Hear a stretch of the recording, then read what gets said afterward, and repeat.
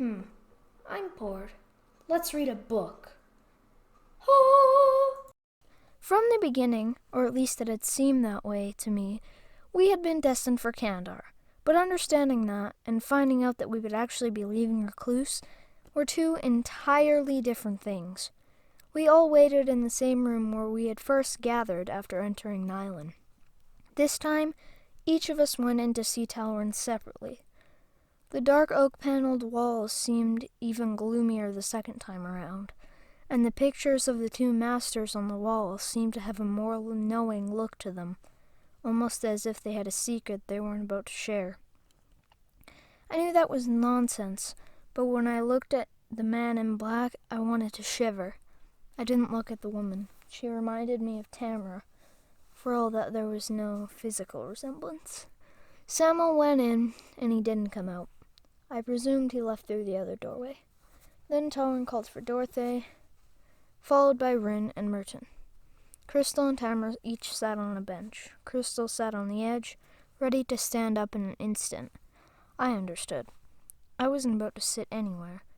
I still didn't know how much more than when I had arrived early in the summer.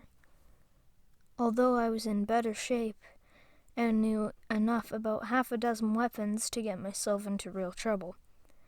What I didn't know was why I was being sent from Recluce. Oh, they'd all explained how I was a danger to the order of our wonderful island nation, but no one had exactly explained why. Crystal! Talron waited by the half-open black oak door. Crystal stood up slowly. Good luck, I said softly. She gave me a faint smile, then a shrug. Talron's face remained professionally cheerful, like that of a dedicated executioner. Click! Tamara glanced up from me at the bench. Unlike Crystal, she was almost casual, half draped along the dark wood.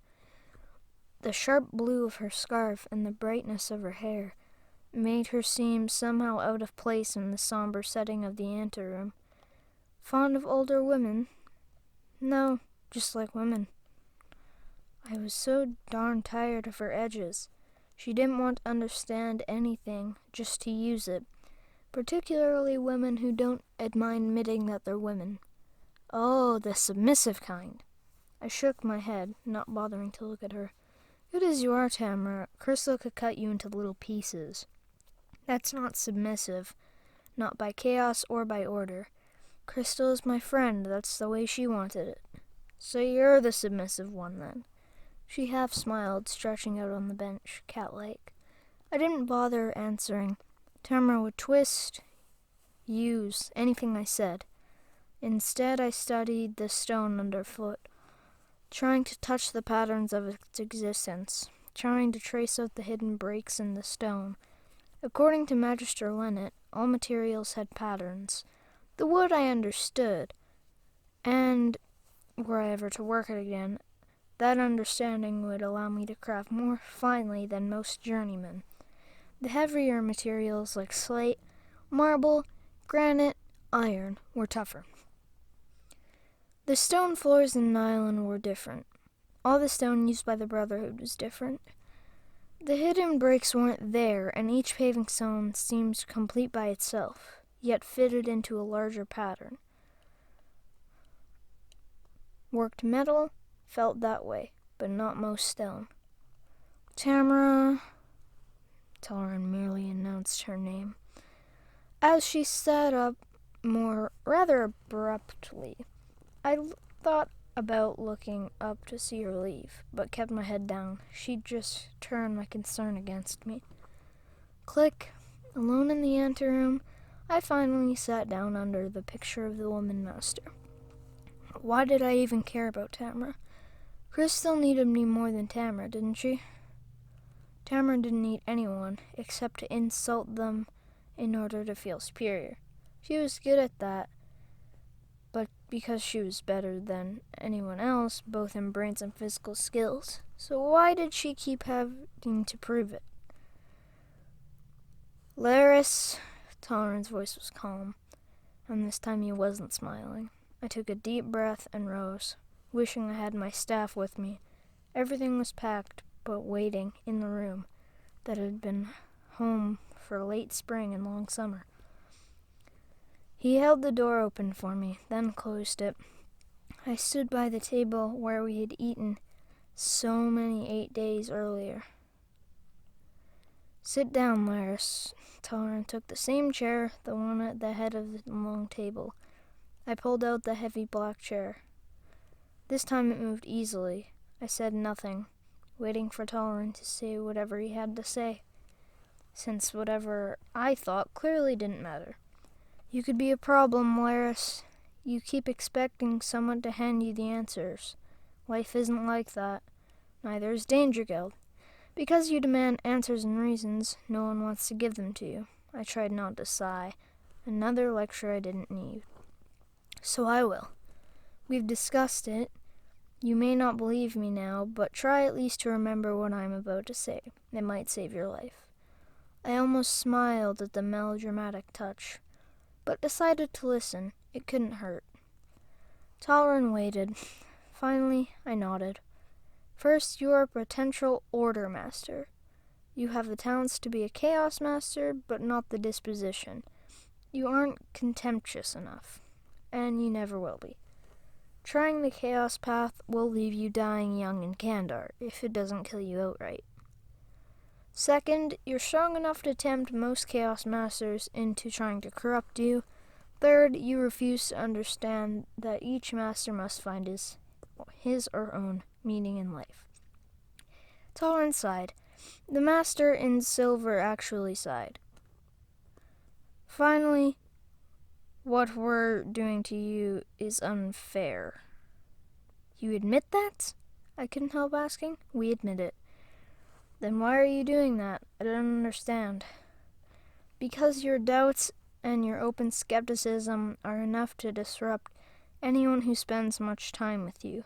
Normally, 2 masters work with each Danger Guild group, sometimes only 1. Toleran, Tirana, Gilberto, Cassius, and Lennet, not to mention the occasional appearances by others that totaled 5, plus apprentices like DeMorsel. 4, 5 perhaps. It took that many to keep your efforts damped, and we all have that much harder for another year to catch up." "Why?" Tolerant sighed again. "You have great potential, Laris, for order or chaos. How you use it is your choice. That choice is simple. Not at all." I opened my mouth. Tolerant raised his hand. "Let me explain. The reason why you call upon order or chaos is meaningless. If you destroy a tree for firewood to warm a freezing child, you have still given yourself to chaos. Likewise, if you heal a murderer, you give yourself to order." "What?" I couldn't believe what Tolerant was saying. "That's why handling order is so difficult.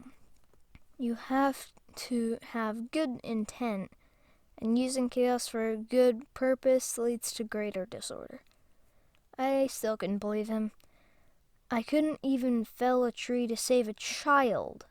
Tolerant smiled sadly. "I didn't say that. I said you could not use chaos forces. You could use an axe or a sword to cut branches.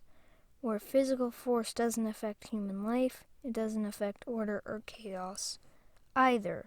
I shook my head. "Oh, it's worse than that, Laris. Far worse." His tone was almost mocking. "What I said is not quite true. You can occasionally use chaos in service of order, but only when balanced by higher order considerations. Indeed, if you choose to serve order, you may have to. If you wish to be an order master, every use of order must be calculated.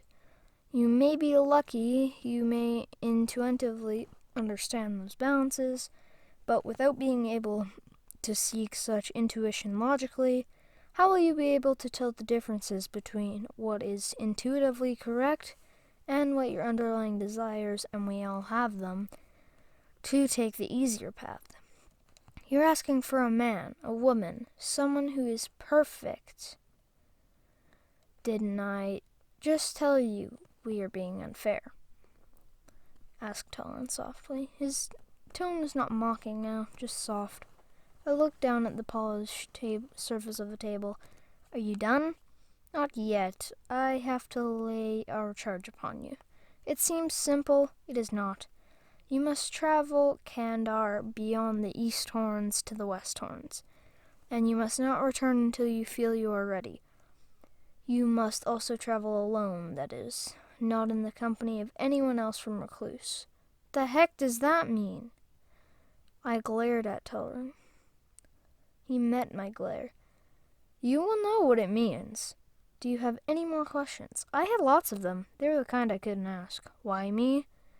What did I ever do? Why didn't anyone ever try to explain things? Why was everything either on faith or through experience I didn't have? Why did they make us train together if not, say, travel together? No one. None that make any difference. All right, he stood up, tired looking. The first time I had seen him showing any really human feelings. I will not see you until you return. We wish you well, Laris. The rest of your group is waiting. Your ship leaves shortly. Now what? You pick up your things and walk to the pier where the Eidolon waits. He gestured toward the other door, also of black oak, but did not move. I nodded. Thank you for your frankness. I hope I can use it. The gray man said nothing, just watched me. So I took the hint, inclined my head, and walked away from Torin. We would be traveling in the strange Black Brotherhood ships that everyone ignored. Or in the hull of some Kandarian Dushi's freighter. From what Torin had said, I still didn't know. There was so much I didn't know. Even Torin had behaved as though he were bending some great ruler tradition to say what he had said. He believed that was it for sure, and that it made it a little scary. Never to use the destructive power, even in the service for good. I shivered. My feet carried me down the long underground hallway, well enough lit by the late afternoon sun, and the green of the gardens beckoned through the overhead grass. But I still shivered. Thanks for watching. If you enjoyed this, please like, comment, and subscribe, and turn on notifications so you never miss out on any of these videos. See y'all in the next one. Goodbye!